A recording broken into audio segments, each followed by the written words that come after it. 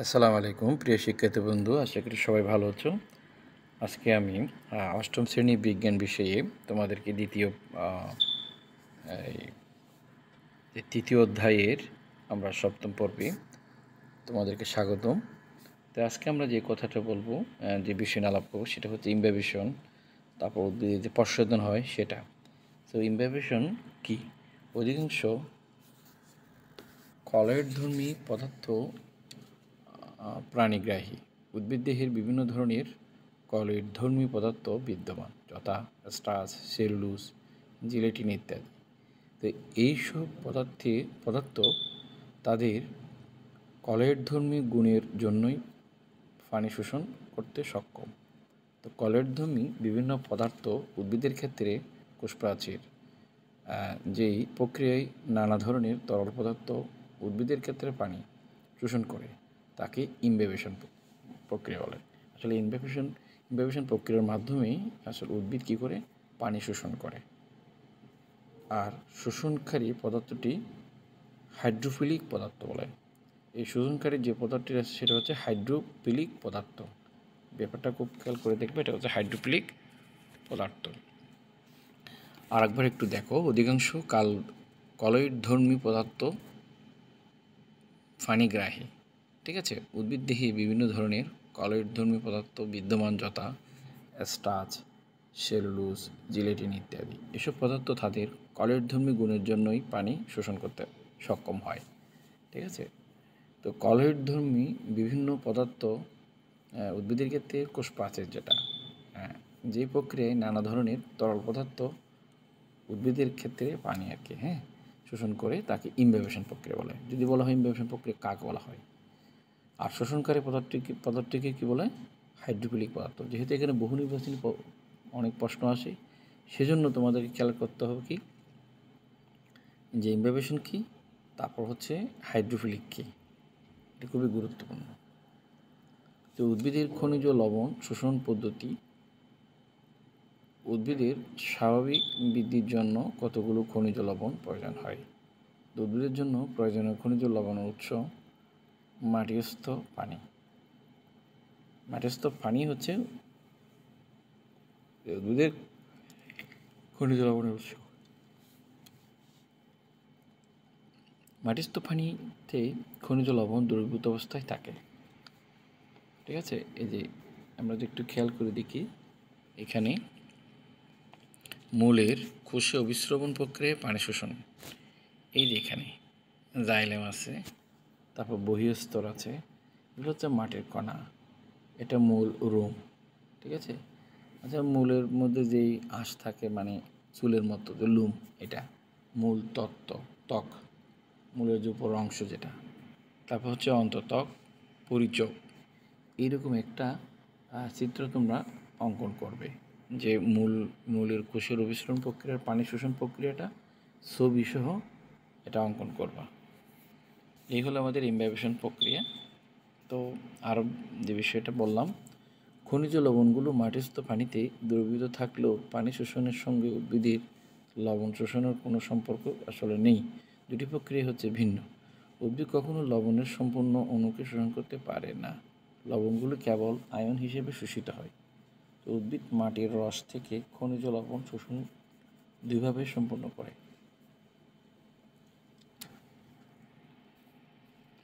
এ বিষয়টা যেখানে দেখো, যে মূলরুম অঞ্চল দ্বারা অভিস্রবণ প্রক্রিয়ায় পানি শোষিত হয়। মূলরুম হচ্ছে মূলের মধ্যে কতগুলো চুলের মতো যেগুলো থাকে, এগুলো হচ্ছে রুম বা এই ক্যাশ বা চুল আর কি, চুলের মতো। আর এটা হচ্ছে কোষ সৃষ্টিকারী অঞ্চল দ্বারা নিষ্ক্রিয় বা সক্রিয় শোষণ পদ্ধতিতে খনিজ লবণ শোষণ করে, যেখানে কোষ সৃষ্টি হয়। আর একটা গাছ ওঠে মূল দ্বারা পানি ও খনিজ লবণ শোষণ প্রক্রিয়াটা এটা। ঠিক আছে, তো আসলে উদ্ভিদ মাটির রস থেকে খনিজ লবণ শোষণ দুইভাবে সম্পন্ন করে, একটা হচ্ছে নিষ্ক্রিয় শোষণ, আরটা হচ্ছে সক্রিয় শোষণ। সো আমরা দেখলাম ওটাও কিন্তু 90টিতে থাকতে পারে, বহু নির্বাচনী। এবার আমরা দেখব হচ্ছে প্রস্বেদন প্রক্রিয়া। ঠিক আছে, প্রস্বেদন বা বাষ্প মোচন উদ্ভিদের একটি বিশেষ শারীরবৃত্তীয় প্রক্রিয়া। আমরা পূর্বের পাঠে জেনেছি উদ্ভিদের বিভিন্ন শরীরবৃত্তীয় বা শারীরবৃত্তীয় কাজের জন্য পানি অপরিহার্য। তাই উদ্ভিদ মূলরুমের সাহায্যে মাটি থেকে প্রচুর পরিমাণ পানি শোষণ করে। আমার সাথে সাথে তোমরা বিষয়গুলো খুব খেয়াল করে দেখবে। তো এটা যদি পড়ো, তোমরা যদি রিডিং পড়ো, এখান থেকে অনেক কিছু জানবা, কারণ নৈর্ব্যক্তিক পাবা এবং বুঝবে অনেক কিছু, নিজেরাও প্রশ্নের উত্তর দিতে সক্ষম হবে সৃজনশীল যে কোনো প্রশ্নের। শোষিত পানি কিছু অংশ উদ্ভিদ তার বিভিন্ন বিপাকীয় কাজে ব্যবহার করে এবং বাকি অংশ বাষ্প আকারে বায়ুমণ্ডলে পরিত্যাগ করে। ঠিক আছে, প্রস্বেদনের মাধ্যমে।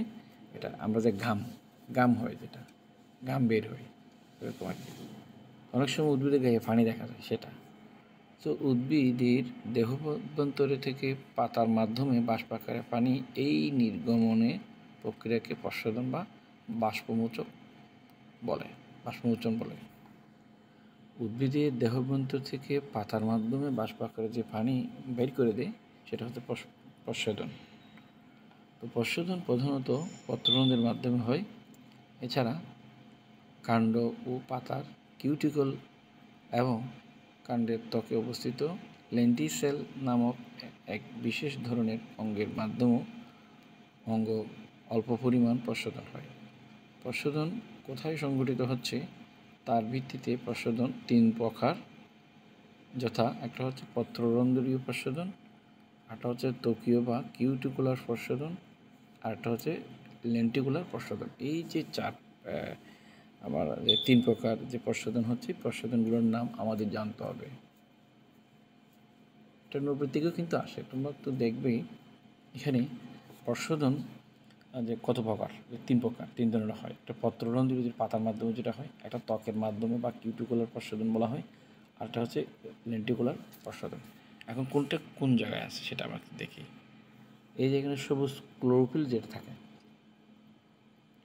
পাতার আর কি, পত্ররন্ধ্র মানে পাতার মধ্যে। তারপর নিউক্লিয়াস থাকে, এখানে রন্ধ্র থাকে, রক্ষীয় কোষ থাকে, কোষ প্রাচীর সহকারী কোষ, এগুলা অক্সিলারি সেল যেটা বলা হয়। তারপর এটা হচ্ছে লেন্টিসেল, এই দেখেন প্রস্বেদনের স্থান, প্রস্বেদনের স্থান। তো সাধারণত অণুবীক্ষণ যন্ত্রের সাহায্যে পত্ররন্ধ্র এবং খালি চোখে কাণ্ডের লেন্টিসেল সহজে বোঝা যায়। প্রস্বেদনের পরীক্ষা, এটা আমরা একটা পরীক্ষা দেখি। উপকরণ লাগবে, টবে লাগানো গাছ, টেবিল, পানি, পলিথিন লাগবে, সুতা ও ভ্যাসলিন। এটা খুবই গুরুত্বপূর্ণ। তোমরা দেখবে যে যদি বলা হয় যে প্রস্বেদনের একটা পরীক্ষা বর্ণনা করো, কী কী লাগবে সেটা আমরা দেখেছি। টবে লাগানো গাছ, টেবিল, পানি, পলিথিন, সুতা, ভ্যাসলিন, এগুলো নিতে হবে। এই ছবিটা তোমরা দেখো, এইভাবে কিন্তু কাজটা করতে হবে। ঠিক আছে, পানির বিন্দু, পাতা, পলিথিন মোড়ক, তারপর সুতার বাঁধন, এটা থাকবে। দ্বিতীয়টি হবে লাগানো গাছ। টেবিলের উপর রেখে গাছের গোড়ায় পরিমাণ মতো পানি দাও। তো একটি গাছকে পাতাযুক্ত রেখে পলিথিনের মোড়ক দিয়ে ডেকে দাও। তারপর গাছের গোড়ায় পলিথিনটি সুতো দিয়ে বেঁধে ওই স্থানে ভ্যাসলিনের প্রলেপ লাগাও, যাতে বাইরে থেকে বাতাস বা পানি যেতে না পারে। অপর গাছটি পাতাগুলো ছিঁড়ে ফেলে একইভাবে প্রথম গাছটির মতো পলিথিন মোড়ক দিয়ে ডেকে ফেললে গাছ দুটি সূর্যের আলোতে রাখো।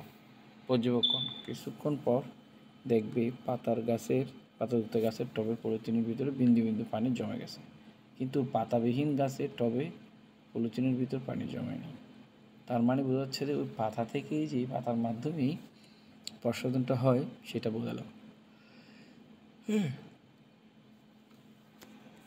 প্রস্বেদনের গুরুত্বটা কী? উদ্ভিদ জীবনে প্রস্বেদন একটি অনিবার্য প্রক্রিয়া।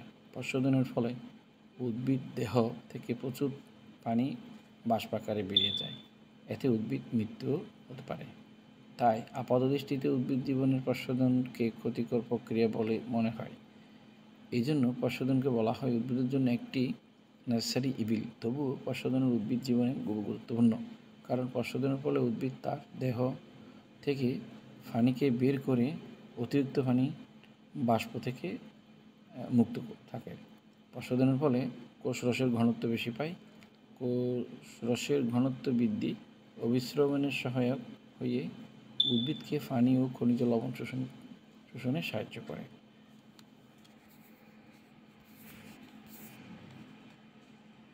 তো আমরা এটা দেখলাম, প্রসাধনের গুরুত্ব, ইমবাইবেশন সেটাও দেখেছি। এ বিষয়ে বেশ কিছু হয়তো প্রশ্ন বিভিন্ন জায়গায় আসছিল, সেটা আমরা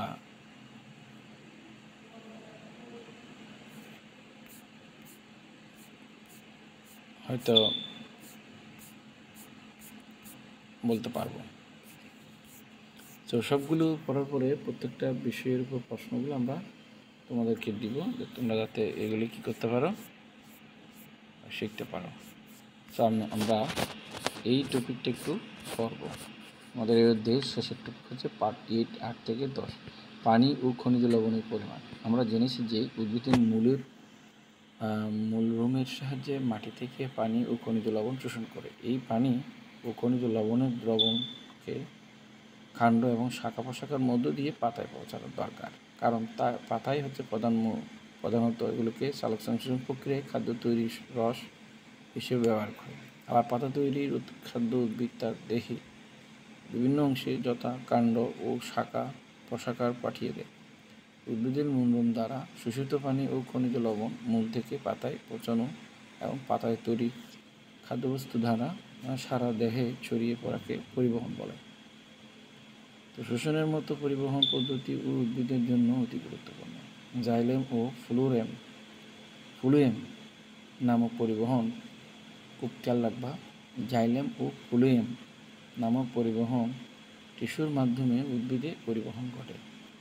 জাইলেমের মাধ্যমে মূল দ্বারা শোষিত পানি পাতায় যায় এবং ফ্লুয়েম দ্বারা পাতায় উৎপন্ন তরল খাদ্য সারা দেহে পরিবাহিত হয়। সুতরাং জাইলেম ও ফ্লুয়েম হলো উদ্ভিদের পরিবহনের পথ। উদ্ভিদের পরিবহন প্রক্রিয়াটি নিম্নলিখিতভাবে সম্পন্ন হয়। আমরা একটু যদি দেখি, উদ্ভিদের মূলরুম দিয়ে পানি ও বিশ্রবণ প্রক্রিয়া এবং পানিতে দ্রবীভূত খনিজ লবণ নিষ্ক্রিয় ও সক্রিয় শোষণ পদ্ধতিতে শোষিত হয়ে জাইলেম টিস্যুতে পৌঁছায়। এই যে আমরা যদি এই চিত্রটা যদি একটু দেখি, উদ্ভিদের পরিবহন উভয়মুখী হয়েছে। ফ্লোয়েম টিস্যুর পাতা থেকে, ঠিক আছে, প্রস্তুতকৃত খাদ্য উপরের দিকে পরিবাহিত করছে। পাতার খাদ্য তৈরি করছে, পানি এবং খনিজ লবণ মাটির নিচে পরিবাহিত হচ্ছে। এই যে এটা ফ্লোয়েম টিস্যু পাতা থেকে প্রস্তুতকৃত খাদ্য নিচের দিকে পরিবহন করছে। এই যে এটা এখানে এই ছবিগুলো তোমরা ড্রয়িং করবা, করে এটা দেখিয়ে দিবে যে কীভাবে উদ্ভিদের পরিবহনটা হয়। সেটা যদি বলে দিতে পারো তাহলে তোমাদের অনেক কিছু এখানে অনেক নাম্বার তোমরা পাবা, এখানে পরিপূর্ণ নাম্বার পাবা। পানি পরিবহনের একটা পরীক্ষা আছে, পরীক্ষাটা যদি বর্ণনা করতে বলে তাও কিন্তু দেখবা কীভাবে পানি পরিবহন পরীক্ষাটা বর্ণনা করতে গেলে আমরা একটা পানি বোতল নিব, রঙিন পানি দিব এখানে। তো পেপারুমিয়া গাছ বলা হচ্ছে এটা, পাতার রস ও কাণ্ড লাল বর্ণের শিরা। আচ্ছা, কী কী আমাদের লাগবে আমরা একটু দেখি। দুপাটি অথবা পেপারুমিয়া উদ্ভিদ, বোতল, তুলা, লাল রং, পানি। একটি নরম কাণ্ডের দুপাটি অথবা পেপারুমিয়া উদ্ভিদ মাটি থেকে মূলসহ তুলে মূলগুলো পানিতে ভালো করে ধুয়ে নিতে হবে। এখন একটি বোতলে পানি নিয়ে তাতে কয়েক ফোঁটা লাল রং মেশাতে হবে। এবার গাছের মূলসহ উদ্ভিদ অংশটি রঙিন পানিতে ডুবিয়ে রাখতে হবে। কয়েক ঘন্টা পরে দেখা যাবে যে কাণ্ড এবং পাতার শিরাগুলো লাল রং ধারণ করেছে। গাছটি বোতল থেকে তুলে কাণ্ডে প্রচ্ছেদন বা লম্বচ্ছেদ করলে অণুবীক্ষণ যন্ত্র দেখো এবং তা লিপিবদ্ধ করো। তোমার পর্যবেক্ষণ থেকে তুমি কী সিদ্ধান্ত উপনীত হতে পারলে সেটা প্রমাণ হলো। যে তাহলে ওই লাল রঙটা এই উদ্ভিদের মধ্যে না আসলে পরে এই হলে কেন, রঙিন হলে কেন? নতুন শব্দ আমরা এখানে যেটা পেলাম, ব্যাপন, অর্ধবেদ্য পর্দা, বেদ্য পর্দা, অভিশ্রবণ, বহিশ্রবণ, আয়ন, কোষরস, সক্রিয় শোষণ, নিষ্ক্রিয় শোষণ, প্রস্রবণ, এগুলা। তো এই উদ্দেশ্যের উপর আমরা যেটা দেখতে পেরেছি, ব্যাপন ও অভিশ্রবণ প্রক্রিয়া। ব্যাপন ও অভিশ্রবণ প্রক্রিয়া পানি, খনিজ লবণের আয়ন, মাটি, স্থদ্রবণ থেকে সক্রিয় ও নিষ্ক্রিয় প্রক্রিয়া। উদ্ভিদের মূলরূপ দ্বারা শোষণ করে। উদ্ভিদের জাইলম দিয়ে পানি ও পানিতে দ্রবীভূত খনিজ লবণ পাতায় পরিবেশিত হয়। তো এরকম আরও অনেক কিছু আমরা এখানে দেখেছি যে, তো আমরা বেশ কিছু অধ্যয়ন করেছি। আমরা পরবর্তী টপিকে আমরা তোমাদেরকে প্রশ্নগুলো নিয়ে, সৃজনশীল প্রশ্ন নিয়ে তোমাদেরকে আমরা দেখাবো কীভাবে সৃজনশীল প্রশ্নগুলো সমাধান করতে হবে, এবং বহু নির্বাচনী প্রশ্ন থাকবে, সেগুলো আমরা সুন্দরভাবে করব, চেষ্টা আছে। ধন্যবাদ, সবাই ভালো থাকবে। আশা করি সবাই সুস্থ আছো। আর আমার ভিডিও যদি ভালো লেগে থাকে, সবাইকে দেখার সুযোগ করে দিবা, লাইক কমেন্ট শেয়ার করে দিবা, পাশে থাকা বেল আইকনে ক্লিক রাখবা। ধন্যবাদ, সালাম আলাইকুম।